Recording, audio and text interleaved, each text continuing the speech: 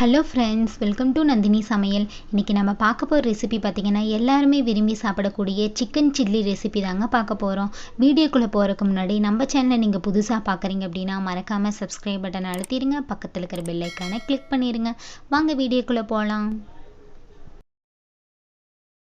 இன்றைக்கி நான் ஒரு 250 கிராம் சிக்கன் எடுத்திருக்கேங்க. அதை ஒரு பவுலில் நம்ம மாற்றிக்கலாங்க. பார்த்திங்கன்னா சில்லிக்கு நம்ம கொஞ்சம் பெரிய பெரிய பீசஸாக சேர்த்துக்கலாங்க. தயிர் 2 டீஸ்பூன் சேர்த்துக்கலாங்க. தயிர் நம்ம ஏன் சேர்க்குறோம் அப்படின்னா சிக்கன் நல்லா சாஃப்டாக இருக்குங்க.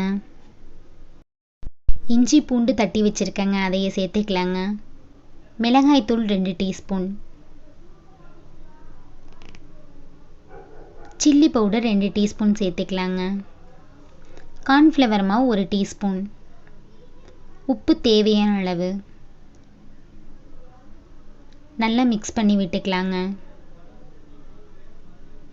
கலர் பவுடர் இருந்ததுன்னா நீங்கள் சேர்த்துக்கலாங்க.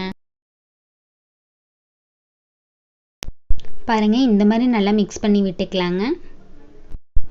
ஒரு முட்டை சேர்த்துக்கலாங்க.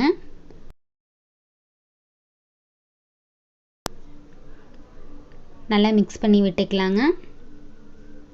பார்த்திங்கன்னா இந்த மசாலாவெலாம் நல்லா ஊறணுங்க.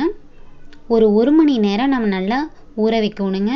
ஃப்ரிட்ஜ் இருந்துச்சுன்னா அதுக்குள்ளே கூட நம்ம 1 மணி நேரம் வச்சு எடுத்துக்கலாங்க. கடாய் சூடானது, தேவையான அளவு எண்ணெய் சேர்த்துக்கலாங்க. பாருங்கள், எண்ணெய் நல்லா ஹீட் ஆயிடுச்சு. இப்போ நம்ம ஒரு பீஸாக நம்ம சில்லி பொரித்து எடுத்துக்கலாங்க. ஒரு பீஸாக நம்ம போட்டுக்கலாங்க.